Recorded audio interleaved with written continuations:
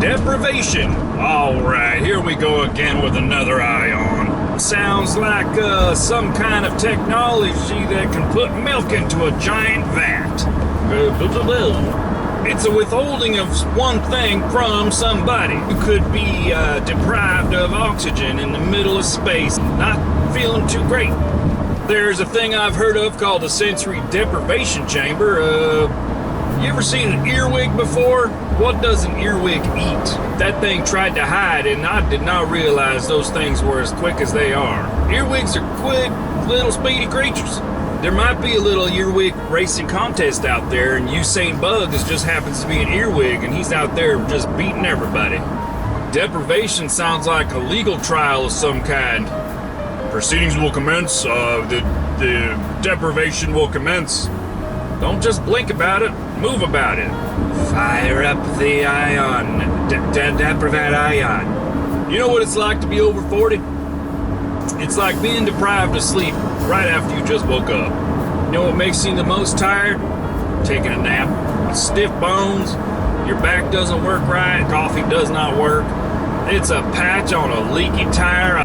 Well, here we are again. We got ourselves a little deprivation of progress on the freeway. There's nobody going forward real fast right now, so we might as well talk about something. This bridge does not require oxygen in order to function.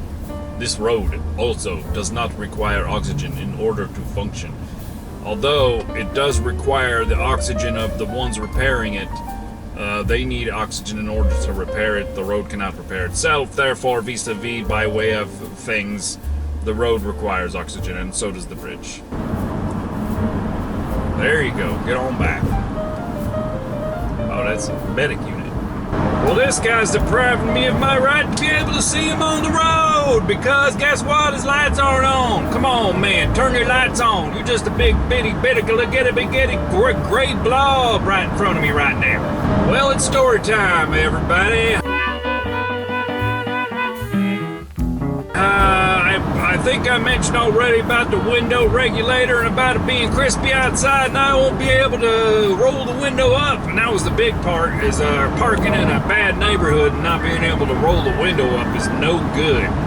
That's a good way to get your car driven off with you out and out in it. But let me tell you what, I'm about to show some pictures here. Check that out. That's the door, some of the first steps I took. Come on now, Sally. But first of all, I had to take off this little plastic piece, and then I had to take off another little plastic piece, and then there was a screw behind the plastic piece, and then I got to open up another plastic piece, and there's another screw under that plastic piece.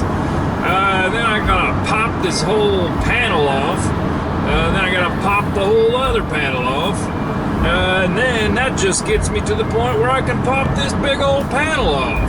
And oh no, you got yourself a wall of wires. You gotta unplug everything, and then you gotta unplug this one there and unplug that one there. And don't you forget how to plug this one in there. And oh my goodness, look inside. There's a loose piece of jacked up plastic and a broken window regulator cable in there. And so you gotta take all these bolts out. There's about 700 of them. Maybe if you're lucky, you can pry this thing off of there. You got yourself a big mess. Sounding like broken gravel. Oh, and by the way, you gotta unhook the latch here in order to put everything off. Put the new window regulator in there, which is, by the way, a twisted up, jacked up, crazy little octopus. And this is a secret right here. This was a secret. Some of them bolts are in the wrong place. That's the big secret. Some of the bolts are in the wrong place, and I may have gotten a couple of the bolts a little wallered out, so the speaker is actually hanging on by a thread, by two bolts, and it rattles around a little bit. But hey, the window regulator was what I was trying to fix, and that thing's fixed. My window is currently up, and I raised it up by way of vis-a-vis, by the virtue of, and with the power of the window regulator that I installed myself. And let me just confess to you, it's a little bit rattly. Pretty much like playing with a couple of Legos. No big deal. You just unplug this and then bam, it's installed. Well, this is a real smug set of tail lights up ahead of us right now. Good night. Them yellow lights are blinking like a frog tripping down a cocaine mountain. Deprivation. I think we covered it pretty darn good.